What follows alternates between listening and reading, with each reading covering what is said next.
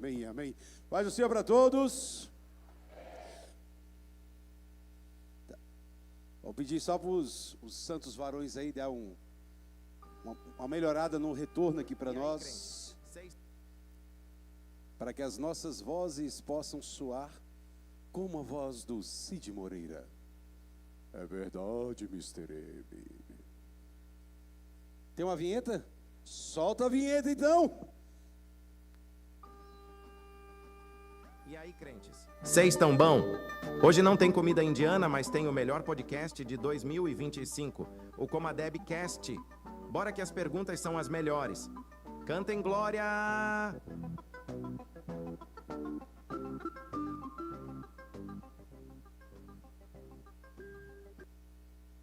Bom demais! Mas tinha que ter botado a voz do Cantem Glória no final. Já imaginaram? Cantem Glória! Pessoal, nós temos a alegria de receber aqui o pastor Rodrigo Mocelin, que obviamente nós conhecemos o pastor Rodrigo, né, pelo trabalho extremamente atuante que ele tem no YouTube, né, que é uma grande porta ali de divulgação, e acho que a maioria de nós aqui conhecemos o pastor Rodrigo também, né, pelos vídeos, pelas explicações. Tem um trabalho muito profundo lá no YouTube. Quem não conhece ainda o trabalho dele, a gente recomenda, né, eu já assisti vários vídeos lá, e gosto porque o Rodrigo Mocelin é muito parecido com a gente, gosta de treta, de briga. E de briga a gente entende, né? A gente gosta de cutucar o povo, que o povo se volte para o Evangelho. Então a gente recomenda que vocês assistam o canal do pastor Rodrigo, vejam os vídeos dele. Nós temos certeza que vocês vão ser muito edificados pelo conteúdo que é produzido lá. E eu quero começar a primeira pergunta já para o pastor Rodrigo Mocelin. Nesse contexto, o que levou o senhor a começar a produzir vídeos no YouTube? Qual foi o estralo que deu, ou estalo, né, como dizem? Qual foi o estalo que deu para o senhor começar a fazer vídeos no YouTube? Não, na realidade não deu estalo nenhum. Eu fui meio obrigado, para falar a verdade. Foi assim, teve a pandemia, e aí muitas pessoas começaram a falar que, por exemplo, o vírus se espalhou numa igreja lá na Coreia. Ou seja, sempre a culpa é da igreja. E aí a gente reuniu o pessoal da minha igreja, chamamos a igreja inteira para votar, decidir o que a gente ia fazer, porque as igrejas estavam fechando e tal. E aí a minha igreja, em sua maioria não, acho que ninguém votou ao contrário. Todo mundo votou por fechar a igreja e começar o canal no YouTube. Isso foi numa sexta-feira. Só que aí e um argumento que tentaram me seduzir foi justamente esse. Porque é amor as pessoas, é por amor e tal. E na Coreia, tá vendo? Foi na igreja que espalhou. Só que aí, beleza, eles decidiram isso. Aí eu saí e fui pro mercado. Isso uma sexta-feira. Aí eu falei, peraí, o mercado, tá todo mundo aglomerado na fila. No mercado pode aglomerar? O mercado é porque o mercado é essencial, né? A igreja não é, né? Aí eu falei, não, sai fora. Eu falei, isso aqui tá errado. Só que aí, por conta da reunião, a gente acabou começando o canal no YouTube. E aí a gente ficou, sei lá, acho que 2 semanas aberto. E aí eu falei para eles, o seguinte, que nós não cremos que a igreja é liderada sozinha. A gente tem um presbitério e o povo também tem participação. Mas eu falei para eles, eu não tenho que pedir para vocês cultuar Deus. O problema é de vocês. Se vocês não quiserem cultuar, eu vou cultuar. E a minha família é grande mesmo, somos então um monte de filho. O meu filho tira o dízimo, o outro toca, a gente faz tudo aqui. Se vocês não quiserem, o problema é de vocês. Eu vou cultuar. E aí eu voltei a cultuar. Só que mesmo sendo proibido. E quando o Dória também lá ele proibiu de novo, a gente continuou cultuando. Mas por conta disso, dessa pressão, eu acabei começando o canal no YouTube. Então eu não tinha nenhuma expectativa, desejo de fazer o canal no YouTube. Por 2 motivos, basicamente. Primeiro, porque eu achava que ninguém ia querer assistir. Então eu falei, eu vou perder meu tempo. Eu vou perder meu tempo aqui. Eu vejo pastores de grandes igrejas, quase não tem visualização. Eu achava difícil. Então esse eu acho que é o meu primeiro motivo. E o segundo, eu falei, não vai acontecer isso, mas se acontecer, de ter muita visualização, aí eu tenho medo também. Eu falei, nossa, como é que vai ser isso aí? Eu falo muita coisa terrível, né? Então eu nunca esperei, de verdade, nunca esperei que não tive start nenhum, nunca nem imaginava que o canal ia chegar tão longe. De verdade, nunca imaginei. Você está com quantos inscritos hoje? 630, alguma coisa assim. 630 mil inscritos. 630 mil inscritos. Tem acho que são 120 milhões de visualizações só no YouTube, né? Sem contar as outras. Mas é o que eu falei, de só perguntar ao pessoal da minha igreja lá. Eu não queria porque eu tinha certeza, ninguém vai assistir. Então, eu não quero ficar, eu ficava com medo de perder meu tempo. Falei, vou ficar gastando tempo lá e aí atrapalha a minha igreja e tal. Mas aí, pela misericórdia e bondade de Deus, acabou. 120 milhões, é para aplaudir de pé. Não, de pé não, está sentado. Pô. Que bênção. Um canal que começa despretensiosamente, assim, em termos humanos falando, mas que tem mais de 600 mil inscritos e mais de 120 milhões de visualizações.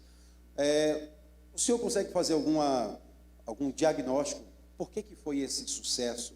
Não em termos mercadológicos, digamos, mas como é que você conseguiu alcançar essa expressão? O primeiro vídeo, a minha série que teve um alcance muito grande, foi minha série sobre política. Minha série sobre a esquerda, em que eu tentei mostrar que a esquerda ela é uma religião. E ela é uma religião anticristã. Esse é o meu vídeo, acho que o primeiro episódio tem acho que quase 2 milhões de visualizações, alguma coisa assim. Então esse ajudou muito. Essa série ajudou muito. Então acho que coincidentemente é um tema que as pessoas estavam se despertando, né? A igreja começando a despertar. Eu tive a sorte, ou melhor, a graça de Deus, de falar desse assunto nesse momento. Então acho que esse foi um ponto. Eu também tento falar o que eu acredito e falo de tudo. Tento falar de tudo. Então muitas pessoas me assistem e falam, pô, eu não concordo com isso aqui que você falou. Mas eu tento falar, tô nem aí, que se dane, eu falo mesmo. E acho que as pessoas gostam disso também. E teve algumas coisas também sem querer também. Teve algumas coisas bem sem querer, que eu não tinha planejado. Teve uma vez que eu tive uma treta com o pastor Anderson Silva, ele é daqui de Brasília até, né? E aí ele tinha publicado assim, falte ao culto se preciso for para salvar sua família. Não sei se vocês lembram dessa polêmica. Sim, ele estava com essas ideias assim, jogando. E aí, ele falou isso aí. Acho que o contexto ele queria dizer que tinha muita igreja, que é tanta programação, né, que a pessoa nem tem tempo mais para a família. Acho que tem até um contexto correto ali no que ele estava falando. Mas a frase em si é errada e pode induzir a erro. E outra coisa, tem 7 dias na semana para você comer pizza. Vai ter que comer. Ele falou isso, né? Falte o culto e vá comer pizza com a sua família. Ô, louco, tem 7 dias para comer pizza, tem que comer pizza 7 horas da noite no domingo? Ah, vai te catar, né? Aí eu fiquei muito nervoso. Eu lembro que eu fiquei muito nervoso na minha casa. Mas aí eu compartilhei só nos meus stories, eu nem imaginava. Na época, meu canal era pequeno, tinha, sei lá, umas 20 mil, 40 mil pessoas, eu acho, meu canal no YouTube, meu Instagram era menor também. Eu não imaginava que chegaria nele. Eu acho que se chegasse, se eu soubesse que ia chegar, eu acho que eu não ia falar. Porque eu sou muito medroso. E aí chegou nele. Aí ele mandou mensagem para mim, ô meu, você vai ver, cara, não sei o quê. Ele te ameaçou com os motoqueiros também? Com os motoqueiros, não. Mas me mandou uma mensagem, aí fez uma live de não sei quantas horas lá e tal. Aí eu falei, agora já era, né? Então, bora. Aí eu fiz um vídeo falando sobre isso, porque eu acho que é errado e tal. Isso aí também ajudou. Eu lembro que na época, nossa, tive um monte de inscrito. Mas também não foi de propósito. Tem gente que falou assim, esse cara é bravo, esse Rodrigo. Esse é corajoso. Corajoso nada, maior medo. Publiquei o vídeo pensando, meu Deus do céu, esse cara é brabo. Ele é feio, pessoa feia dá medo, né?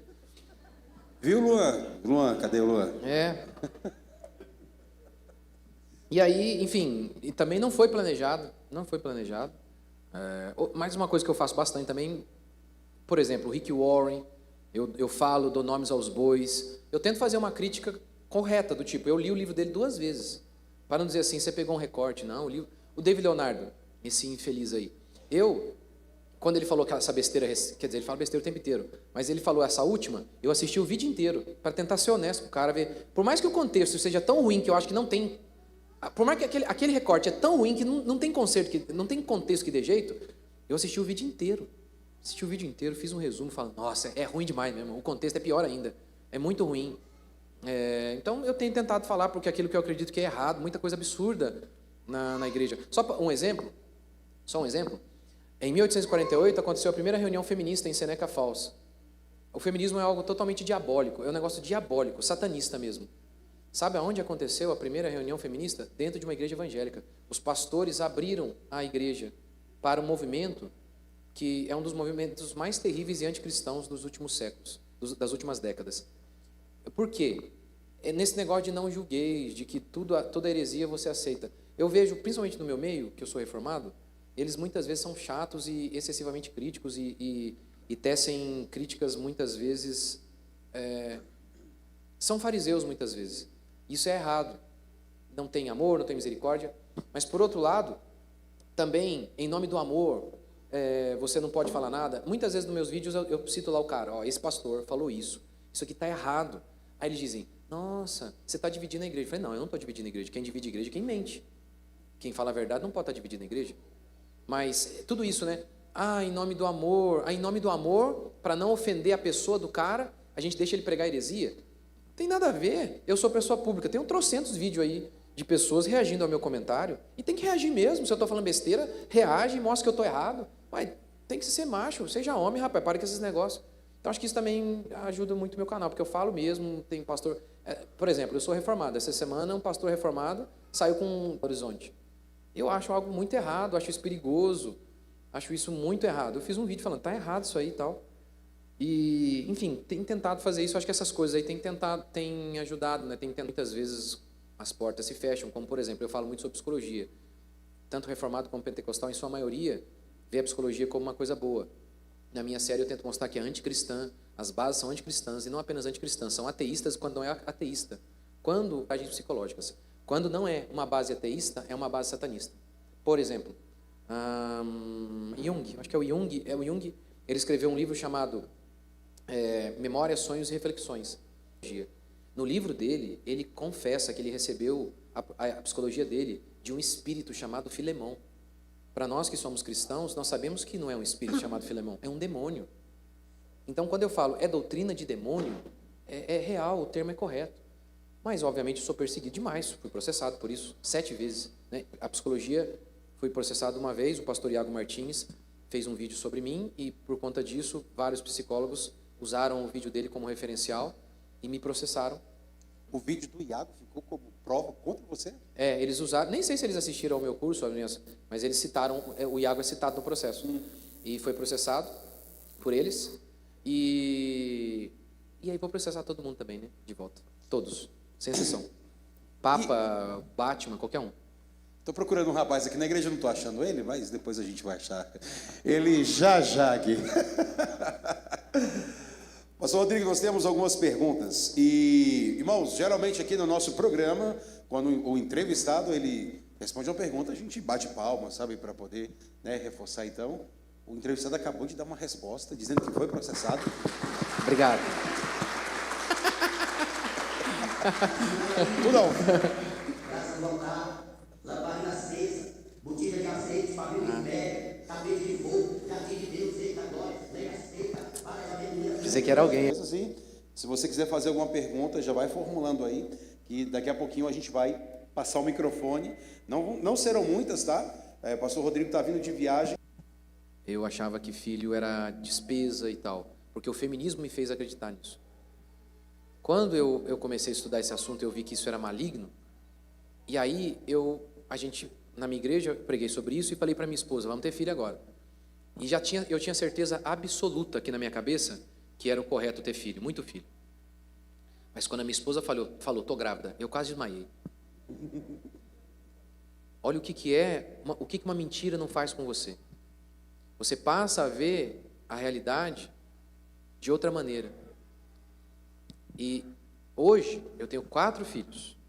Eu falei ali para o casal, de verdade, eu me considero amaldiçoado por ter só 4. É muito pouco. É muito pouco. O que é o poder de você... Eu comecei a ler o texto bíblico. E no início eu criei no texto, mas eu ficava apavorado. Com o passar do tempo, aquilo foi entrando no meu coração e aquela verdade foi se transformando em realidade. E aí eu vi que ter muito filho é que é bênção, ter pouco filho não é o melhor. E eu passei a enxergar de modo diferente. E aí a criação dos filhos ficou leve. Tudo mudou, simplesmente porque eu criei no texto. Então, o caminho é esse mesmo. Você tem que crer no que Deus diz de você. Você é um homem, você é uma mulher. Você não nasceu para essas coisas. O poder da fé. A fé, de fato, remove montanhas. Então, o conselho é fé. Segundo, obviamente, a disciplina correta e contínua da fé cristã. Não falta no culto. Frequenta a igreja bíblica. Tem uma liderança correta que vai te ajudar nisso. A leitura e a disciplina bíblica constante. E fugir da aparência do mal. fugir das tentações, no caso. O celular, você tem que tomar um cuidado violento com o celular. Às vezes não é nem bom ter Instagram. Tem que... Olha, é que eu trabalho com isso, sabe? Do contrário, é que eu nem teria também. Aí você tem lá o YouTube só para, por exemplo, assistir o meu canal, aí pode. Aí você pode. Enfim, ficar longe do pecado. Fica longe do pecado. Paulo não diz resistir à imoralidade. Olha o texto que a gente leu aqui, ó. Fugir. Fica longe. Quando eu casei com a minha esposa, a gente casou virgem.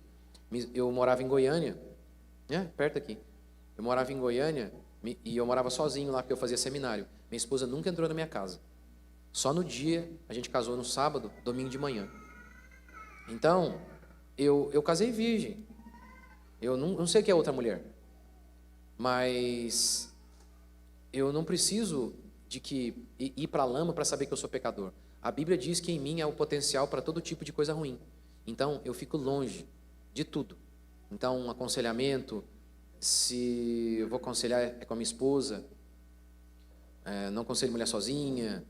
Então, não é porque eu tenho a fraqueza nessa área. Não, todo mundo tem fraqueza em toda a área. Eu não sei o que é outra mulher. Mas a Bíblia diz que eu sou podre, para mim já é o suficiente. Já é o suficiente. Eu não preciso ir no mundo para me conhecer. Eu só preciso ler a Bíblia. E a Bíblia diz que eu sou maligno. Então, por isso, eu fico longe de tudo. Não há nada de tão ruim que eu não possa fazer. Então, essa é a perspectiva bíblica. Eu fico longe do pecado, de todo tipo de pecado.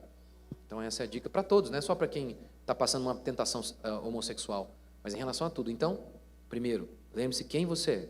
Você é filho de Deus e você nasceu para gostar do sexo oposto. Segundo, igreja, pregação do Evangelho. Como o jovem vai observar puro o seu coração? Pela palavra. Então, palavra, uma vida de comunidade, de frequentar a igreja, de ter uma liderança, de quando errar, confessar pecado. E por fim, qual que eu falei por fim? Fuge do pecado. Então, basicamente isso aí. Muito bom, muito bom, muito bom. Nós temos uma outra pergunta bastante interessante, é a pergunta número 3, aí o povo que vai colocar no telão, pergunta sobre relacionamento, pergunta número 3. Nosso cenário tem sido preocupante, especialmente em virtude dos jovens preferirem abrir mão da igreja, comunhão, membresia, para namorar com ímpios. Qual é a sua opinião sobre isso? A Bíblia é clara, né? Não pode, com associação entre crente e incrédulo. O meu filho tem 16 anos, e às vezes ele fala, pai, mas não tem nenhuma moça que eu gosto aqui na igreja, como é que vai ser? Eu falei, meu filho, fique em paz.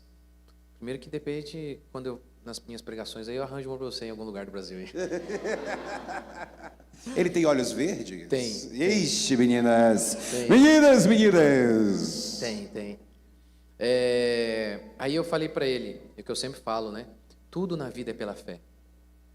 Tudo na vida é pela fé. Casar é pela fé.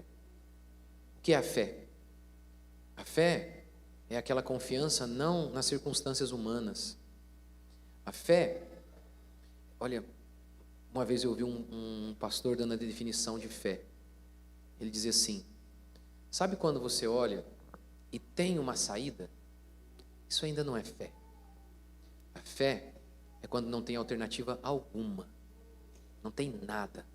E mesmo assim você fala, eu creio. Então não tem outro caminho. É o caminho da fé. De você acreditar, de você confiar. É verdade que o povo não crê.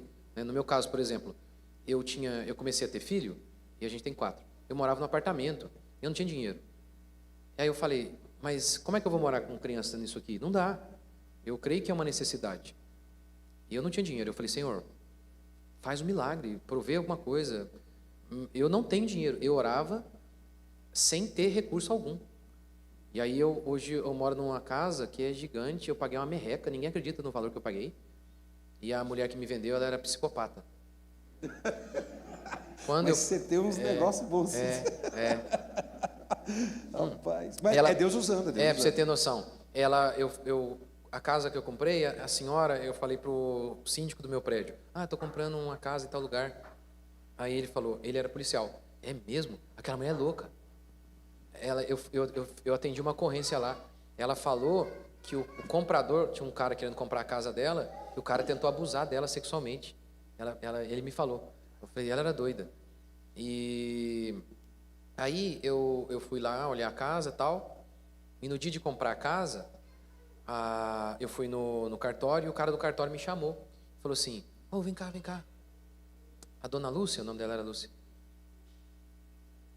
Tá sendo gravado, né? Vai editar aí ou tá ao vivo? Acho que ela não vai assistir isso aqui, não. Se assistir, eu tô frita. Aí ela falou, o cara do cartório me disse assim, você sabia que tinha outro cara para comprar casa? O cara veio aqui e tudo. Mas ela falou para mim o seguinte, a dona Lúcia, não, vai vender pro Rodrigo. E o cara parece que tinha feito uma oferta até melhor. Você vê, é Deus, né? Deus é gracioso. Maravilha. Então, o que vale para minha casa, vale para casar. Eu não acredito na teologia da prosperidade, ela é falsa. Porém, eu não acredito no que o Bispo Macedo fala, o Kenneth Reagan fala. Esses caras são mentirosos. Mas é impressionante como que a heresia, ela é tão ruim que ela seduz aquele que crê nela e ela também atrapalha aquele que não crê. Porque hoje, por conta das heresias da teologia da prosperidade, as pessoas deixaram de acreditar, e até os pastores eles têm vergonha de falar que Deus supre. Que Deus supre. Eu não acredito que Deus está aqui preocupado em satisfazer o seu desejo carnal, como o David Leonardo, que ele é uma teologia da prosperidade gourmetizada. Que lê a teologia da prosperidade. Deus, se você ouvir, vocês viram a frase dele, né? Se você viu, se você tocou, Deus vai te dar. Então isso tem a ver com teologia da prosperidade. Agora, o que é o conceito bíblico? Leia o Salmo, ou leia o Novo Testamento. Tem um monte de promessa de Deus falando para o seu povo que Ele vai suprir a nossa necessidade. Então, se você tem a vocação para casar, isso é uma necessidade, não é um luxo. Então você vai casar, Deus vai preparar o varão e a varoa. Mas você tem que ter fé, tem que ter fé. Olha aí, homens e mulheres, o conselho é: tenham fé.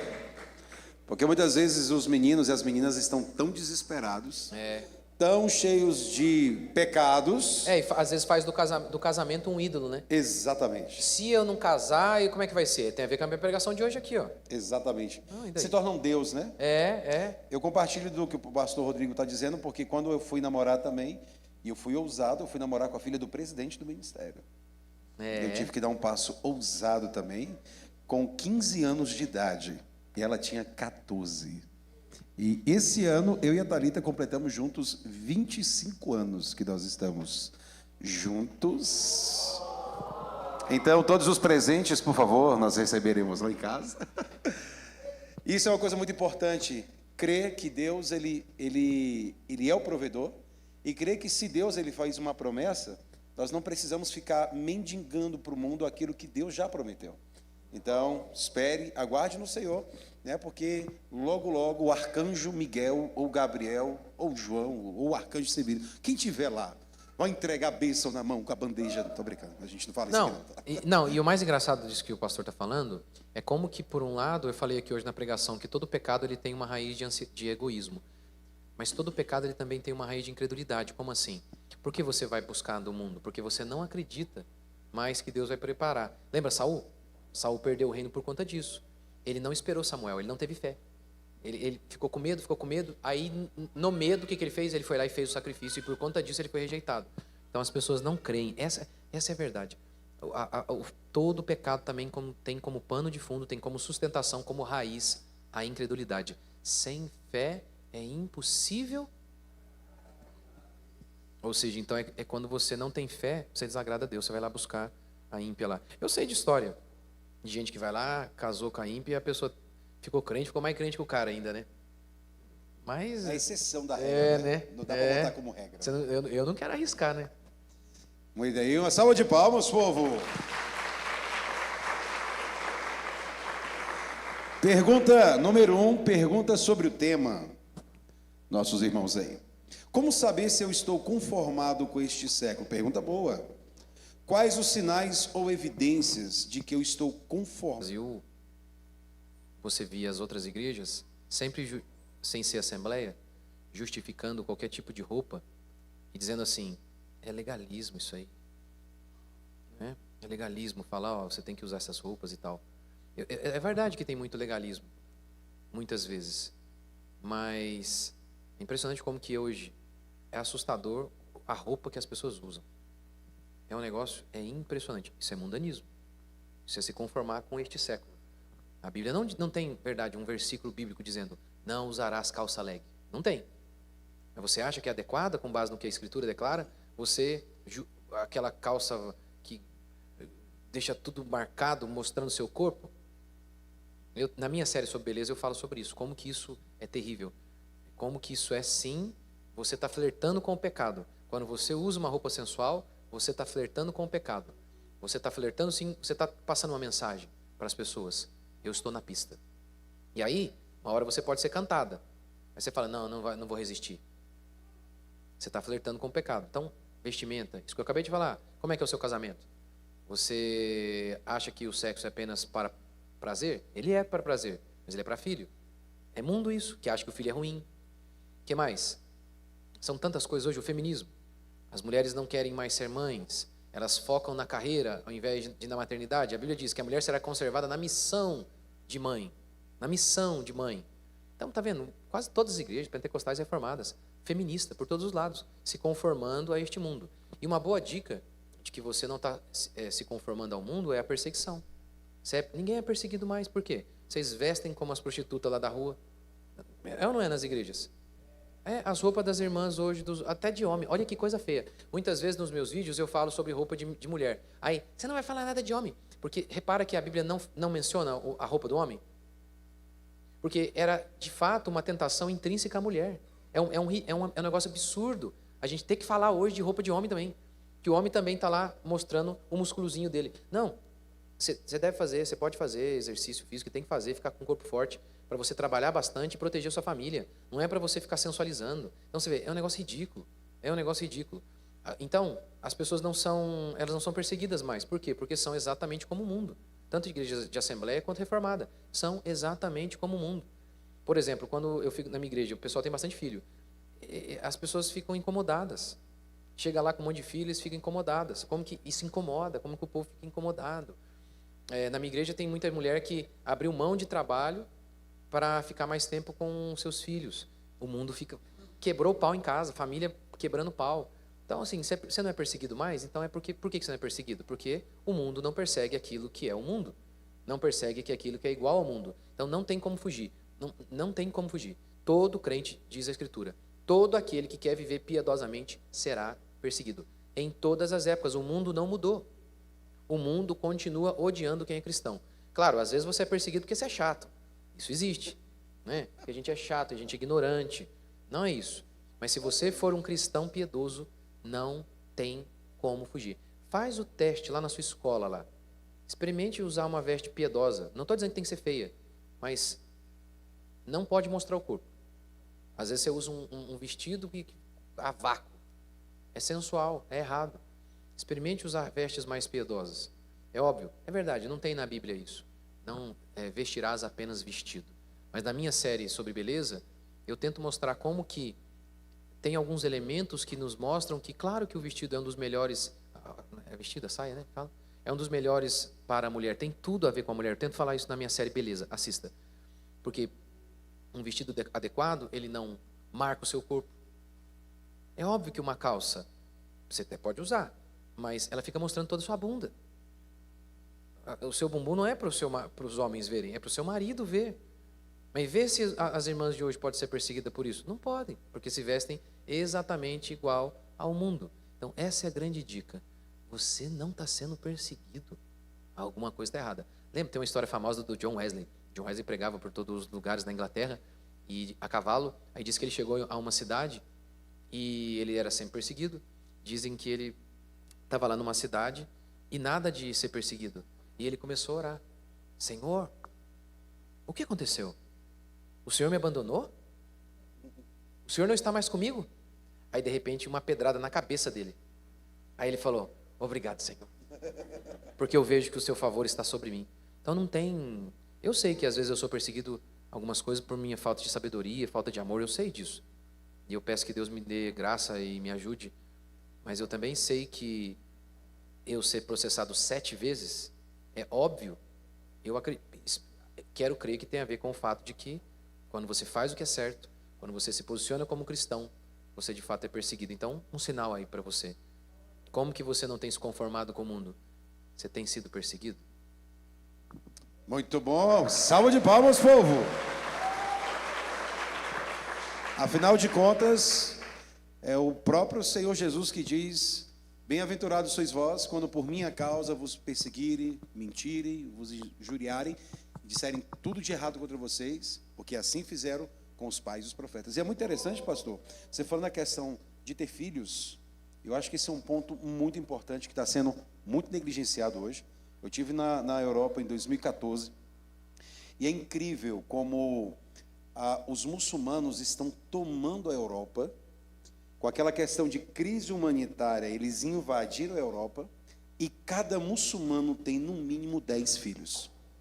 E aí o pessoal está falando assim, como é que a Europa está se tornando toda muçulmana? Você vai na França, você vai na Espanha, é muçulmano para todo lado. É simples. Os europeus, por causa da carreira, do sucesso, não querem ter filhos. Os muçulmanos disseram, deixa que a gente tem. E por causa da devoção deles a Allah, eles têm menino e a religião muçulmana está espalhada na Europa e a Europa está praticamente apagada das suas raízes, suas convicções. A gente está preparando nosso filho aí para ser degolado por um muçulmano amanhã. É óbvio. Vocês não querem ter filho? Então, a igreja sempre avançou por meio da evangelização, mas também por meio dos filhos. Na Revolução Francesa, os franceses ateístas, eles falavam, tenham filhos revolucionários. Eles entendiam que para o avanço da causa revolucionária era fundamental ter filho. A ideia de não ter filho não vem da Bíblia. A ideia de não ter filho foi colocada pelos nossos inimigos na nossa cabeça. Você não lembra o que Faraó ele fez quando ele notou que Israel estava tendo muito filho? O que ele fez? Mandou matar. Controle de natalidade. Antes de mandar matar, ele também tinha feito outra coisa, lembra? Ele deu muito trabalho. Deu muito trabalho. Por isso que muitas mulheres não querem ter filho. Estão trabalhando demais aí fora. Deu muito trabalho. E aí, agora vocês não vão ter que... Não deu a matéria-prima para eles construírem os tijolos. Vocês vão ter que ir lá pegar a matéria-prima. E aí, com isso, é óbvio, cansado, não tinha sexo. Por que tem um monte de gente aí que nunca tem... O padrão bíblico, Paulo ordena. Não fique sem fazer sexo. Paulo diz lá em 1 Coríntios. Paulo diz. E por que tem muita gente que não pode? Está trabalhando demais, como aconteceu lá no Egito. E aí diz o texto assim, ó. Eles cresciam e se fortaleciam. Eles cresciam e se fortaleciam. Então, o Hitler, teve um período que o Hitler dominou alguns países comunistas. E aí a Ana Campagnolo, no seu livro Feminismo, Perversão e Subversão, ela conta a história do feminismo. Ela fala que, nesses países, Hitler, ele soltava notas do tipo, olha, não tenham filhos, para que vocês tenham mais tempo, um para com o outro. Os nossos inimigos não querem que a gente tenha filho. Os nossos inimigos não querem que tenhamos filhos. Então essa é a perspectiva, né? Então a gente tem filho em primeiro lugar, como o pastor falou aqui, para o avanço do reino de Deus. Um filho é um pastor em potencial, é um missionário na rua ou em outro país. Essa é a perspectiva cristã. O senhor conhece o pastor Jack lá do Sul? Sim, o pastor Jack. Ele tem um prêmio, tem um pastor lá do Rio Grande do Sul, pastor Jack. Ele tem um prêmio na igreja dele, troféu reprodutor. Cara que tiver mais filho no ano, ele vai na frente da igreja e ele ganha um troféu o reprodutor do ano. Porque eles têm trabalho nessa perspectiva, né? Do homem parar de ser frouxo e realmente não ter medo de ter filho. Então, quando eles têm... E aí, o homem que passa o ano sem fazer um filho, aí eles têm o troféu pinto murcho, que é o troféu do cara que não conseguiu ter nenhum tipo de filho. Você já acompanhou essa premiação já? Só tem lá também na igreja, lá esse troféu? Não. A gente podia botar esse troféu aqui, né, pastor Raimundo? A gente botar... Tem alguma pergunta dos nossos irmãos? Tem algum dos nossos irmãos que querem fazer uma pergunta? Levanta a mão assim bem alto para a gente ver quem quer fazer a pergunta. E aí a gente vai levar o microfone até você, tá? Isso. Temos ali a pergunta. O irmão Jorge vai fazer a pergunta. E aí nós já vamos passar para as perguntas quentes. Paz do Senhor, igreja, paz do Senhor, pastor. Pastor Rodrigo, eu quero fazer uma pergunta. Não está dentro do tema. Se o senhor responder, eu fico contente. Se não responder, eu vou ficar mais contente. Porque a escolha... então não vou responder então, ué. Porque a escolha pelo reformado. Porque a escolha pelo meio reformado. Eu achei que era aquilo que tinha mais a ver com o que eu acreditava em relação à Escritura. Basicamente seria isso. A interpretação que eu acho mais correta. Amém. Mais alguma pergunta do povo? Mas com vários problemas também. Vários, alguns bem graves. Como, por exemplo, esse de não querer ter filho. Lá é cheio. Mais um monte de outras coisas também. Maria Rodrigues ali quer fazer uma pergunta e logo nós vamos abrir para mais uma pergunta, tá? Do meio dos irmãos, se alguém tiver. Marcelo ali atrás também. Depois a irmã Maria Rodrigues. Irmã Maria Rodrigues. Ok, Pai do Senhor, pastor Rodrigo. A minha pergunta está relacionada à questão da psicologia, né? Se o pastor pensa, da forma como o pastor expôs o pensamento a respeito da psicologia, trazendo a psicologia junguiana, né?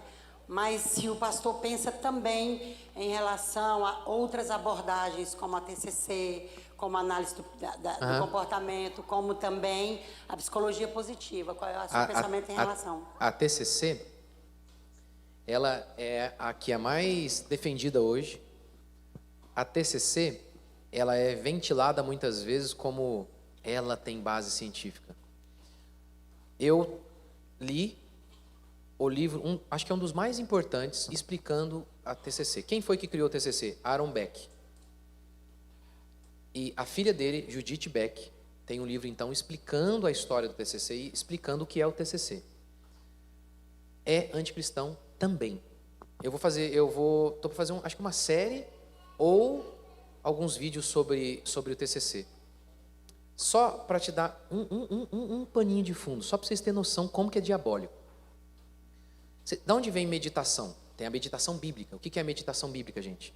É encher a cabeça com a palavra de Deus, certo? E meditar, fica lá. Da onde vem? Vocês sabem? Religiões orientais. Com base em quê? Com base em quê? Na crença panteísta. O que é o panteísmo? É a crença de que a natureza é Deus.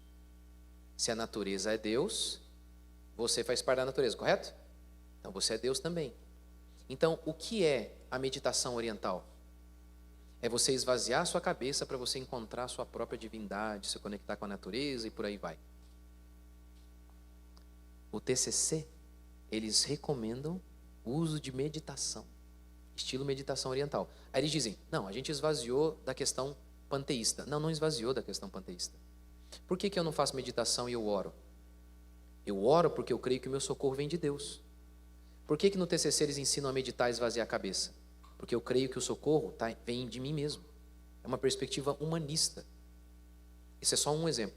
Mas o TCC, de maneira resumida, é a crença de que se você mudar o seu pensamento, mudando o seu pensamento, você vai ter uma vida melhor. Ora, exemplo, vou te dar um exemplo. Sabe por que você tem medo de viajar de avião? Porque você tem um pensamento errado. Você acha que a chance de você morrer é muito grande. Mas tem estudos que mostram que a probabilidade de você sofrer um acidente de avião é menor do que você sofrer um acidente de carro. Vamos supor, eu não lembro os dados, mas a chance é de 1%. Essa seria a ideia. É pensar de maneira correta. Aí eu falo, ok, tá bom. Mas então ainda existe 1% de chance que eu morra nesse avião. Então como você pode provar que eu não posso morrer nesse avião? Não resolve o problema humano. Você não lembra que Paulo falou, levando todo o pensamento à mente de Cristo, cativo à mente de Cristo? Então, de fato, a Bíblia diz que a gente tem que mudar o nosso pensamento. Mas para mudar o pensamento, você tem que crer na verdade. A psicologia tem a verdade? A psicologia é ateísta, eles nem creem em verdade e mentira. Então você tem que pensar de maneira correta. Mas quem que traz a verdade para você pensar de maneira correta? Cristo. Vou te dar um exemplo, como a TCC vai lidar, por exemplo, se você cometeu um aborto e você está triste por conta disso. A TCC diz que você tem que pensar de maneira correta para que você, então, consiga lidar com seus problemas. A TCC é ateísta, não tem Cristo lá. Eu pergunto para vocês, qual é a única cura para alguém que acabou de abortar e por isso essa pessoa está definhando? Eu já lidei com gente assim. A culpa fez com que essa pessoa perdesse 30 quilos. Como a TCC vai abordar essa questão? Eu pergunto para vocês, tem alguma outra solução para alguém que está com culpa, a não ser perdão de pecado que vem só de Jesus? A TCC oferece perdão de Jesus? Não oferece. Então, se a única solução para perdão de pecado é Cristo, a TCC não oferece, ela é falsa. Ela é falsa. Mas eu vou fazer uma série em que eu vou mostrar os textos, eu fiz um resumo inteiro do livro, vou mostrar que é anticristã. A psicologia, ela é anticristã. Só esse exemplo já mostra isso. A psicologia, ela precisa partir de um pressuposto. O que é o homem? E o pressuposto dela é o seguinte: o homem é um bicho evoluído. Eles não creem em certo e errado. De modo que tem um livro chamado Psicobaboseira. O autor era um psicólogo. Ele conta o seguinte: quando chegou uma mulher diante do meu consultório, ela queria abortar. Qual que é a função do psicólogo? Vocês sabem qual que é a função do psicólogo? A função do psicólogo não é aconselhar. Você sabia disso? A função do psicólogo não é aconselhar. Não é. A função do psicólogo não é falar isso é certo, isso é errado. Por quê? Porque a psicologia é ateísta. Se ela é ateísta, ela não crê em valores morais absolutos. Ela não crê em certo e errado. Se ela não crê em certo e errado, como ela pode dizer para você, é errado abortar? Não é essa a função do psicólogo. Esse psicólogo que escreveu o livro Psicobaboseira, ele não era crente. Ele disse assim, quando chegava uma mulher querendo abortar, não era a minha função para dizer para ela se era errado ou se era certo. A minha função era ajudá-la na decisão dela. Se o menino, o bebezinho, ia ser triturado no ventre, não faria diferença alguma para mim como psicólogo. Porque nós, psicólogos, não cremos em certo e errado. Porque a psicologia é ateísta. Eu creio em certo e errado. Qual é o conselho para uma mulher que chega querendo abortar? Não pode, é pecado. Os assassinos não herdarão o reino dos céus. Mas eu não estou me sentindo bem, não interessa, não pode. Então a psicologia não é assim. O TCC seria apenas mais uma técnica, mas desprovida de valores morais absolutos. Portanto, ela também é anticristã. Todas são anticristãs. Uma salva de palmas aí, crentes.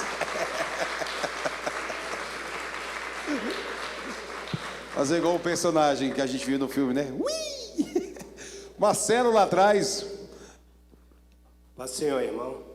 Eu gostaria de saber qual orientação hoje em dia a gente deve dar para os nossos filhos, sendo que o mundo está pecaminoso, com mídia social, com livros, com internet, assim, e só a palavra do Pai muitas vezes é até contraditória com relação à população em si, e os nossos filhos, querendo ou não, têm que viver nesse mundo pecaminoso em si e seguindo a orientação em si de professores ou escolas que não são cristãs, fazendo com que ele possa ter outro pensamento que não seja sempre a orientação paterna ou de casa em si. Ok.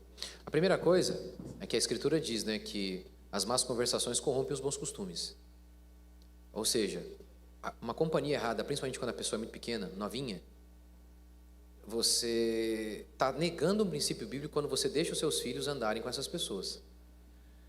O cristianismo, ele sempre foi a base da sociedade. Por exemplo, vocês ouvem por aí hoje falar que a ciência, ela só se desenvolveu por conta da fé cristã. Então, hoje, a igreja foi convencida de que existe educação neutra, de que existe ciência neutra, política neutra. Não existe. Quem não é por mim, é contra mim. Não existe neutralidade. A escola não é neutra. Por isso, na minha perspectiva, é muito claro isso, que é um absurdo que enviemos nossos filhos para escolas que não são cristãs. Ou escola cristã, ou homeschooling. Por quê? Porque a escola, ela tem uma religião que a fundamenta. A escola, ela tem. O Estado tem uma religião que fundamenta. A ideia que quase todos os evangélicos têm, é tudo neutro, a gente pode debater educação sem Deus. Vocês não leem que o temor do Senhor é o princípio da sabedoria? Vocês creem nisso ou não creem? Amém. Então, como pode ter conhecimento verdadeiro sem temor de Deus? Então, não faz sentido nenhum. Então, a gente está lá. A gente viu os nossos filhos para escolas romanas, os nossos filhos ficam por 15 anos em escolas romanas, e depois a gente fica surpreso que os nossos filhos são romanos. É uma loucura. Então, o meu curso Mente Cristã, O meu curso inteiro é mostrando como tudo na sociedade, ela teve uma base cristã. E por isso o Ocidente foi próspero. Tudo. Quer ver como que não tem... É ridículo essa ideia de você tirar Deus do debate. Olha como que é ridículo. Eutanásia, que é o suicídio assistido, que é... Na Europa já é permitido. Você pede para o Estado te matar. Eutanásia é correto ou não? Depende. Deus existe ou não?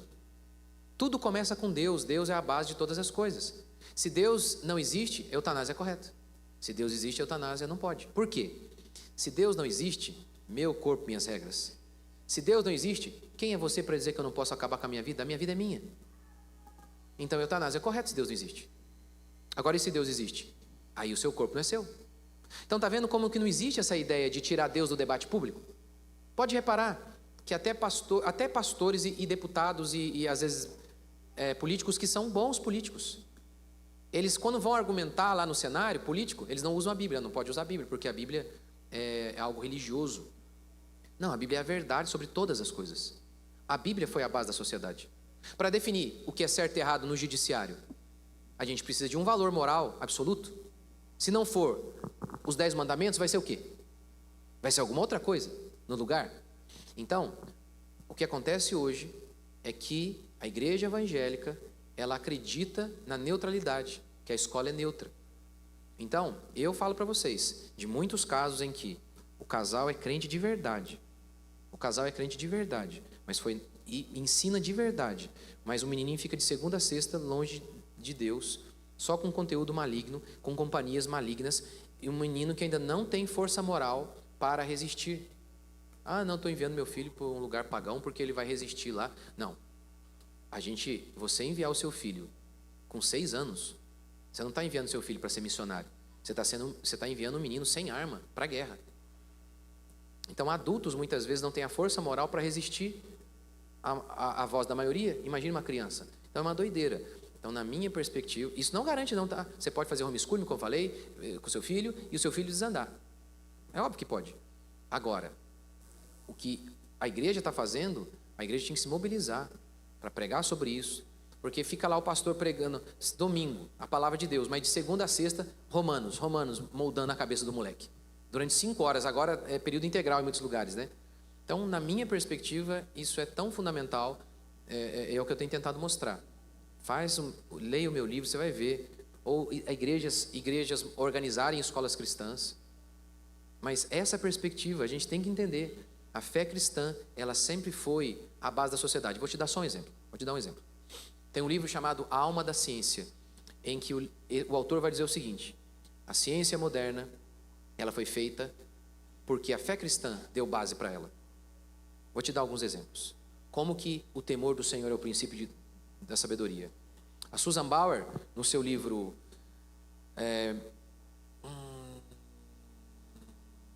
A Mente Treinada, acho que é nesse livro, ela fala o seguinte: em culturas que se acreditava que havia vários deuses, em espírito da floresta, não se fez muito avanço científico. Por quê? Ora, se você acredita que choveu hoje porque Zeus está chateado, se você acredita que choveu hoje porque o temperamento dos deuses influenciou a chuva, faz sentido você procurar por ordem na natureza? Faz sentido você procurar entender os fenômenos da natureza? Não faz. Por isso que nesses países eles não fizeram progresso. Por que no país cristão houve progresso científico? Porque para você procurar por ordem e por leis absolutas da natureza, você tem que acreditar em um Deus absoluto. Agora, se você acredita que existem vários deuses, como os gregos e outros acreditavam, eles acreditavam que cada deus estabelecia suas próprias regras no seu lugar. Então, eles não procuravam por ordem no mundo. Agora, crendo em um só Deus, com leis morais absolutas, você pode também, então, crer em leis da natureza que são absolutas. Então, a fé cristã, ela sempre deu os pressupostos corretos. Outro exemplo. Eu vou fazer uma pergunta aqui agora, eu sei qual é a resposta de vocês. Vocês acreditam que é possível conhecer? Acreditam? É possível conhecer alguma coisa? Eu sei, para vocês é óbvio, a pergunta parece idiota. É porque vocês nasceram em um país que tem alguns elementos cristãos. Conhecereis a verdade vos libertará. Então é possível conhecer, porque Jesus disse isso. Mas entre vários gregos, eles acreditavam que não era possível conhecer. Demócrito dizia que os sentidos não são confiáveis. Vários. Sócrates, ele era cético. Só sei que nada sei. Ora, se você vai fazer ciência, antes da ciência tem uma filosofia que rege a ciência. A ciência não é neutra. Não é neutra. É uma ilusão achar que a ciência é neutra. Tem uma filosofia que rege a ciência. A primeira filosofia é possível conhecer? Porque se você diz que não é possível conhecer, qual o sentido então de você sair na rua procurando entender a natureza, se você acha que não é possível conhecer? Por isso, Nancy Pearce, no seu livro A Alma da Ciência, diz: é por isso que entre os chineses não se fez tanto progresso científico. Eles achavam que a matéria é uma ilusão, que não era possível conhecer. Foi por isso que em países cristãos se fez tanto progresso científico.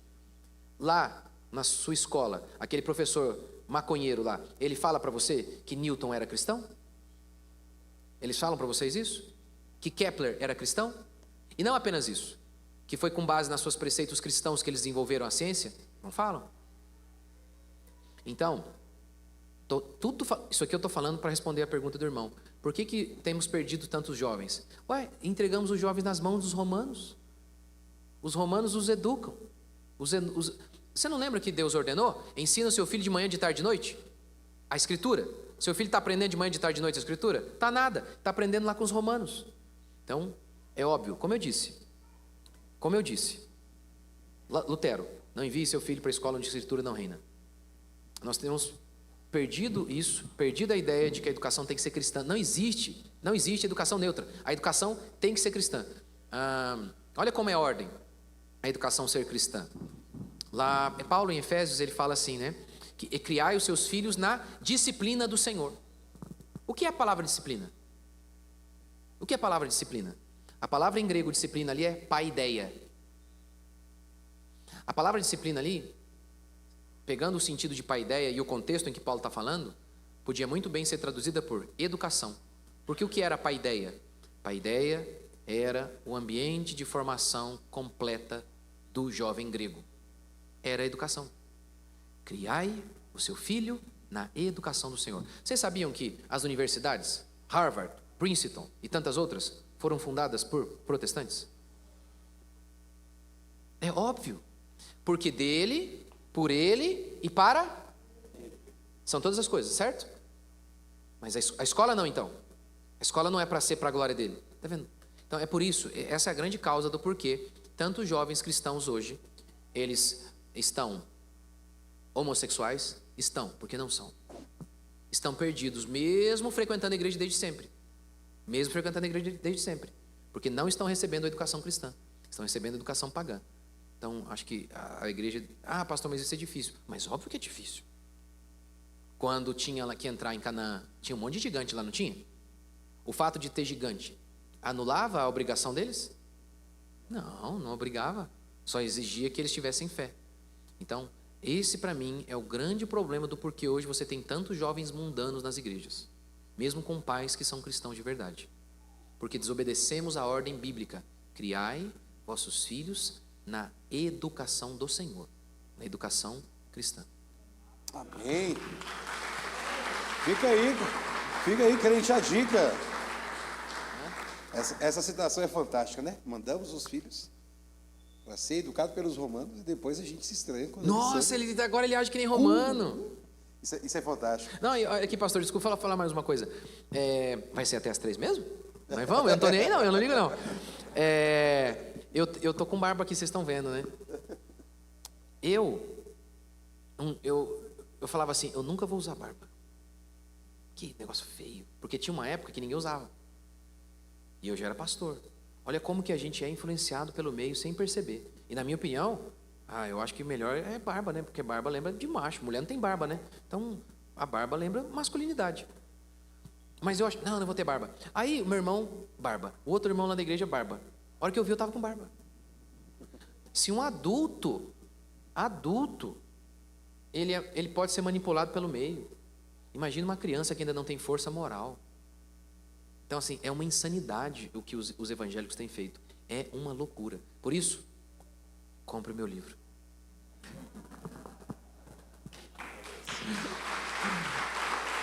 Show de bola, povo!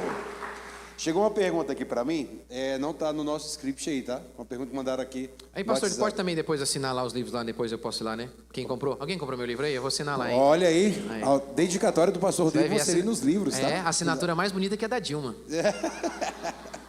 Mas você não vai botar a meta e dobrar a meta e depois tirar a meta. não, né? É. Chegou a pergunta aqui para nós assim: qual é a sua opinião diante de tantos casos de homens que estão aderindo à vaidade feminina? Aí eles colocam especificamente homens que fazem Viadagem, né? Viadagem. Viadagem. chapinha, Viadagem. babyliss, calças Viadagem. coladas. Viadagem. Viadagem. Eu acho que o feminismo, ele fez isso. Isso tem um pouco a ver com o feminismo. O feminismo, quando a gente vai estudar um movimento, alguma coisa, sempre é interessante você ir na raiz dos movimentos. O movimento feminista, ele tem essa raiz em que ele anula e aniquila homem e mulher. Não tem mais homem e mulher. Não é por acaso que a ideologia de gênero é isso. A ideologia de gênero tem como mãe o feminismo.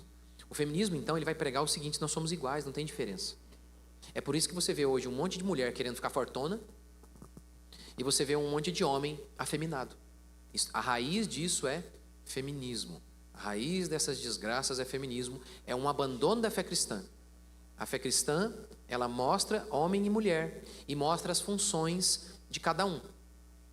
Agora, então, o homem, ele se cuidar, é óbvio, ele tem que ficar belo para sua esposa. Mas é óbvio que tem algumas questões que tem muito a ver com... E no caso ainda dos homens afeminados, eles se tornando femininos e de uma maneira feminina pecaminosa. Como, por exemplo, a calça colada, que nem a mulher devia ter. Então, eles se tornam femininos e é pior ainda, né? Femininos piriguetes ainda, é o pior. Então, é muito ruim isso, né? Então, a importância de ensinar sobre isso, de ensinar sobre mostrar que o feminismo é maligno, que ele é errado, que tem função de homem, tem função de mulher. O que também, sempre acontece isso também, né? Quando surge um movimento, aí você tem vários movimentos hoje de masculinidade do Brasil. E muitos deles também são pagãos. Eles, por exemplo, eles definem a masculinidade como... Eu já fui, eu não aceitei pregar em alguns movimentos de masculinidade do Brasil. E eu tenho falado constantemente contra o feminismo. E eu não aceitei falar em alguns movimentos de masculinidade. Porque para mim eles estão tirando a masculinidade do bar e não da Bíblia. Então o que a Bíblia diz que é ser um homem? Você tem que tentar ir para a Bíblia. Alguns estão dizendo o seguinte: falar palavrão eu estou te falando. Eu fui convidado, aí eu não fui. Aí um pastor da minha igreja foi convidado no meu lugar. Eu falei: eu não vou. Eu acho que esse movimento está pregando uma masculinidade distorcida. É uma caricatura da Bíblia. Para ser másculo tem que usar roupa preta só. Para ser másculo tem que falar palavrão. Alguns tem que beber uísque, fumar charuto e tal. Aí eu falei: não vou. Não tem nada a ver. Tem nada a ver. Agora, masculinidade tem um movimento legendários.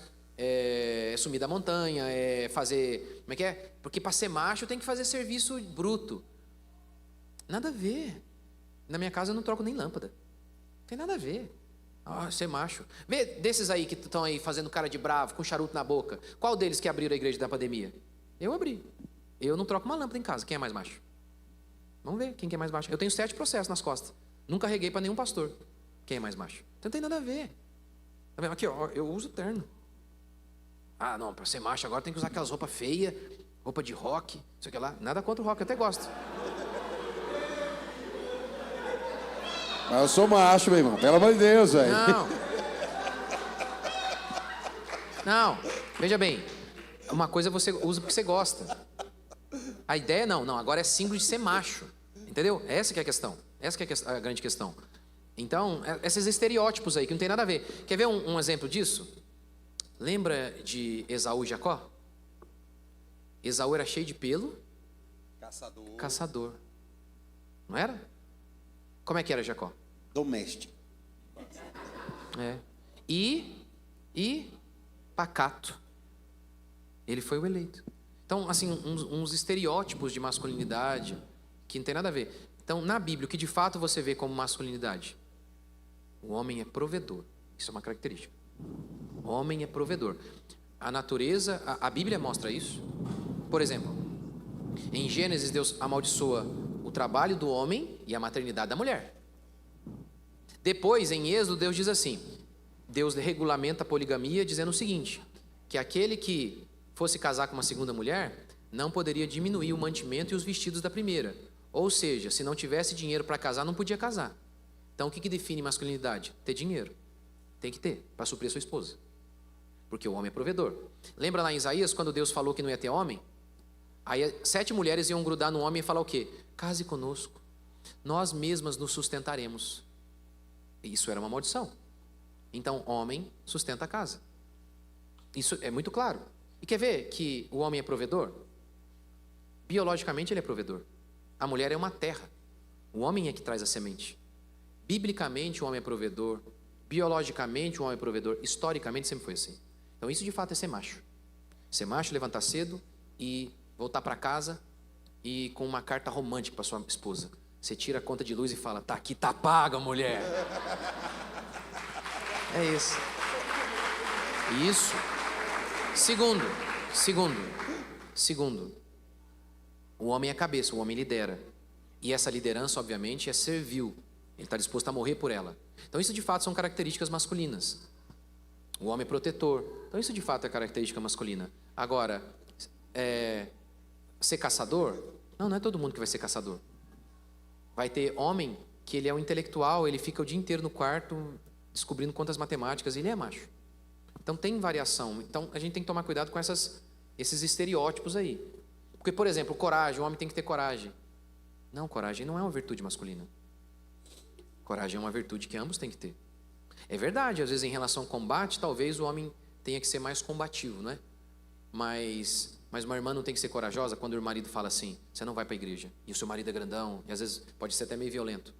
Você tem que ser corajosa. Você fala assim, eu vou, se você relar a mão em mim, eu acabo com você. Eu vou gritar aqui, eu vou te levar lá na delegacia, relar a mão em mim, você não rela. Não tem que ser corajosa? Tem que ser. Então a coragem é uma virtude de ambos. Então, né, tem assista a minha série sobre casamento e lá tem as funções do homem e da mulher. E curta, comente e se inscreva lá. Isso aí. Nós já estamos entrando na parte final da nossa programação aqui da manhã, né? E nós temos aqui agora um ping-pong para fazer com o pastor Rodrigo Mosselli. E aí também nós vamos fazer um pedido de sugestão dele. E vamos... Pastor, posso só mais uma coisa? Você vê na Bíblia, né? A questão da... Tem uma margem para diversidade. Por exemplo, você tem uma margem de diversidade em relação à vestimenta. Tem uma coisa que não pode, uma vestimenta indecente, uma vestimenta que marca o seu corpo.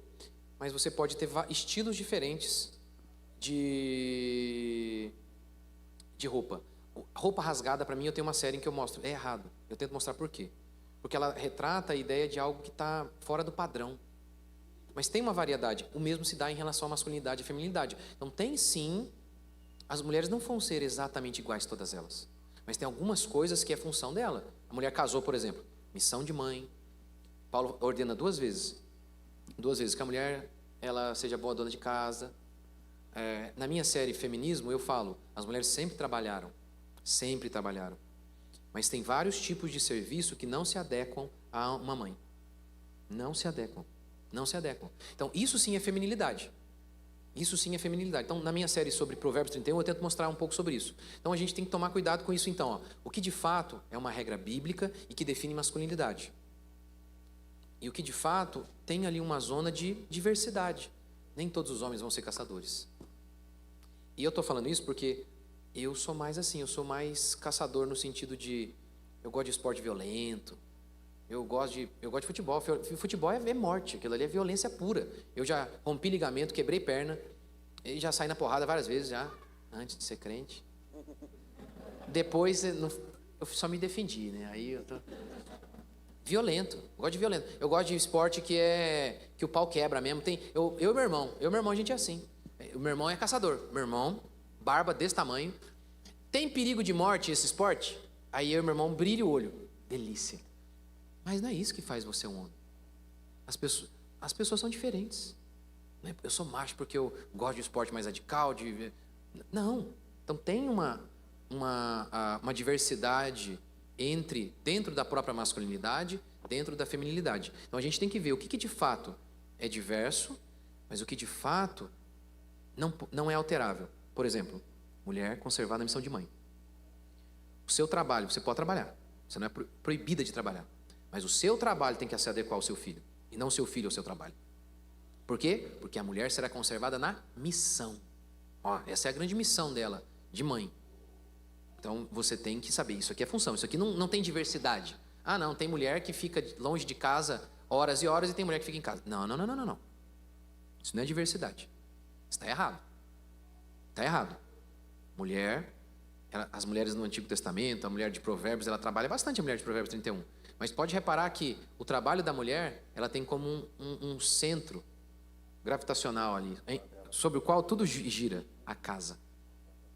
Então, isso a gente tem que diferenciar, então. Na minha opinião, alguns movimentos de masculinidade trazem umas coisas que são caricatura, como fumar, falar palavrão, vem aqui, mulher, só quer, não tem nada a ver. Eu, por exemplo, eu não cozinho, não faço nada. Mas tem homem que Jacó, ele gostava de cozinhar, sem problema algum. Mas aí é porque gosta, mas não também porque... não, para dividir tarefa. Não, peraí. Se você trabalha fora, está dividida as tarefas já. Na minha casa está dividida. Eu trabalho, eu trago a carne. A minha esposa cozinha. Está dividida para nós. Essa é a divisão. Então, agora, se ambos trabalham fora, é óbvio. Aí tem que dividir o trabalho de casa também. Mas no meu caso não tem isso. Porque Deus já dividiu qual é o trabalho. Agora, em relação ao meu filho. Os meus filhos, aí o trabalho é de ambos. Da minha casa, eu não faço nada. Minha esposa cuida de tudo. Eu só tento não ficar trazendo trabalho para ela. Ficar largando sapato no meio da casa, né? O que mais que o homem faz, às vezes? Que isso aí não é coisa de homem. Não, é coisa de... porco. Obrigado, pastor. Coisa de porco. O que mais que o homem costuma fazer aí, vai? Eu sou um santo em casa, minha mulher não tem o que falar de mim, então Amém. nem sei o que esses caras fazem. O que mais, irmãs, que os homens às vezes fazem, que irrita? Toalha molhada na cama. O que mais? Que eles falam, isso é coisa de homem. Não é coisa de homem. Isso é coisa de gente preguiçosa. Preguiçosa. Então, separar o que de fato é masculinidade bíblica que Deus exige, o que de fato é diversidade que a gente pode ter como não pode. Então, tem homem que é caçador, tem homem que é matemático. Tá tudo bem. Tá tudo bem. Então, separar essas coisas. Assista a minha série, Provérbios 31. Lá tá explicadinho. Salva de palmas, povo! E agora, para caminharmos para o fechamento desse quadro, tem vinheta? Tem vinheta? Solta uma vinhetinha aí para o fechamento do quadro. Vamos fazer um ping-pong bate-bola super rápido. Eu vou falar uma frase e você perigoso, diz hein? uma palavra. Nossa. Aquela palavra que vem à sua cabeça sobre aquilo. Cadê a vinheta? Solta a vinheta aí. Ô, rock, ô, rock. É porque tem um menino ali que ele gosta do Iago Martins, aí ele fica sacaninhando a gente. Né? Seu herege. Vamos lá. Bate bola. Vou falar o nome e você diz uma palavra, em uma palavra. Douglas Wilson. Eu ia falar duas palavras, gosta demais. Muito. Botaram aqui, eu não sei porquê, mas eu vou O dizer. Iago é mentiroso. Iago Martins. Eu não acompanho muito. Puxa, uma palavra? Uma palavra, não consigo. Por exemplo, em relação a mim, mentiu muito. Falou, por exemplo, que eu falei, eu prometi cura para... Então, poderia... É que eu não sei se eu posso resumir em uma palavra, porque eu não sei se ele é completamente mentiroso. Mas em muitos casos ele é muito mentiroso. Como, por exemplo, agora ele recebeu... ele está divulgando a Brasil Paralelo. Brasil Paralelo. Recebeu o dinheiro da Brasil. Eu também fui convidado. E a grana é alta. Mas eu não aceitei. E ele até ontem, eu tô te falando porque eu faço parte de um grupo em que postaram lá as imagens. Ele tem uma fala dele dizendo em 2020... Ai, meu Deus, deixa eu pegar lá, tá aqui. Ele tem uma fala, não recomendo, detesto o Brasil Paralelo. Agora mudou. Botaram o preço. Aí ele tem um vídeo em que ele explica. Eu assisti ao vídeo explicando. Você segue a cronologia, você vê que não bate. O que ele fala ele fala assim, não, a partir de 2023 eu comecei a mudar. Tem um print dele de 2024 metendo pau no Brasil Paralelo. Então, assim, pelo menos nesses casos aí, ou nesse comigo, ele é mentiroso. Não sei, às vezes não significa que a pessoa não presta. É que eu não acompanho muito também para falar, né? Então, é por isso que eu falei, uma palavra só meio ruim, né? Às vezes não significa que ele é um mentiroso completo, mas em relação a mim, em relação a com o Douglas Wilson também, totalmente injusto. Douglas Wilson é um homem de Deus. E ele fez um vídeo acabando, difamando. Eu vi. É um absurdo, um absurdo, um absurdo. E assim, é complicado, né? Uma pessoa que tem preço eu não sei. Eu não tenho confiança, né? Igreja que tem o nome Church. Poxa vida, uma palavra.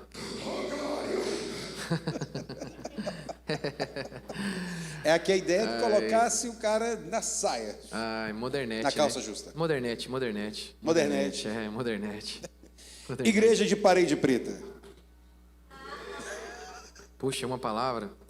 Acho que modernete também, né? Uma palavra é difícil. Vai, modernete também. Davi Passamani. Não lembro quem é. A casa. É aquele, a casa. Nossa, Satanás puro ali, né? É a casa. É. Coral Quemuel. Não conheço. Não está perdendo nada, irmão. Quer dizer, eu conheço de ouvir falar, mas não sei das tretaiadas, não acompanhei. Então não posso dar uma opinião, não sei. Eu sei que o pessoal tem falado mal aí, mas não acompanhei. Nem nada. Então, não tem, se eu soubesse, eu falaria, é que eu não sei, não acompanho. Nancy Wilson. Que é a mulher do Douglas Wilson, né? Isso. Puxa, eu acompanho mais o Douglas. Ela não... Rapaz, não sei, nunca li nada dela, não sei, não posso falar. Bom, o pessoal mandou uns nomes aqui também, que misericórdia, rapaz. Mas geralmente deve ser boa, viu? Porque casado com o Douglas Wilson deve ser boa. Agora deve ser... Eu quero assistir para mim pode contexto. Mas boa parte da igreja evangélica é David Leonardo. Com a diferença que não tem "Oi, lindo!" Que não tem o lindo, que não tem essas falas tão absurdas. Essas falas dele, que são muito absurdas, esses pastores não têm. Mas eles são exatamente igual. Exatamente igual ao David Leonardo. Como assim? Eles não expõem o pecado. Não expõem o pecado. Tem o discurso do só amor. E como estratégia evangelística. Como assim? Eles acreditam que não pode falar de pecado. Na realidade, a gente fala do amor de Deus e sendo as pessoas convertidas, aí então elas vão abandonar o pecado. Essa é a crença deles. E eu falo porque eu participei de igreja assim, em que o pastor, bem de longe, era um David Leonardo. E esse eu julgo até, sei lá, até mais perigoso. Porque eles estão pregando em tudo que é lugar e ninguém fala nada. E quase todos os pastores desse país são assim. Quase todos não, mas uma boa parte são assim. Das church é todos. Viu aí, povo? Quase todos, vai da church, quase todos. Parede preta quase sempre. André Valadão. Poxa, o André Valadão, em uma palavra, sempre é muito ruim, né? Sempre muito ruim, né? A Lagoinha, puxa, meu Deus do céu, perdição total, né? Acho que pode resumir assim, né? Teve aquele ponto positivo naquele ano lá em que uma posição política, né? Boa, ele teve até, mas em essência, a Igreja Batista Lagoinha tem muito problema, né? Muito problema. Mulher pastora. Errado, heresia. Mulher ensinando na igreja. Paulo proíbe. Ele diz assim, ó, não permito que a mulher ensine nem exerça autoridade de homem. Ou seja, não é só não pode ser pastora, não pode pregar, diz Paulo. Mas é só bate e volta, né? Eu estou falando longe, muito, né? Só uma pergunta rápida, né? E a última aqui, que na verdade não é não é mais o bate-bola, mas é um conselho amoroso. Alguns rapazes aqui da igreja estão aí olhando para as moças? As Campinas, né? Ah, tá. E aí chegou uma pergunta do pessoal da mídia ali. E ele fez a pergunta e eu vou até colocar a voz dele aqui, que é para o pessoal entender a pergunta. Nossa, gente. Ele está perguntando assim, pastor Rodrigo Mocelin, como dar a cantada certa na varoa? Puxa vida, hein? Que pergunta, hein?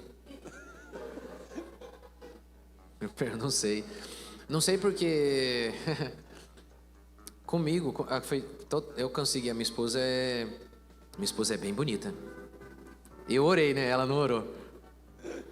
E vamos, tira o Chaves aí, gente, olha.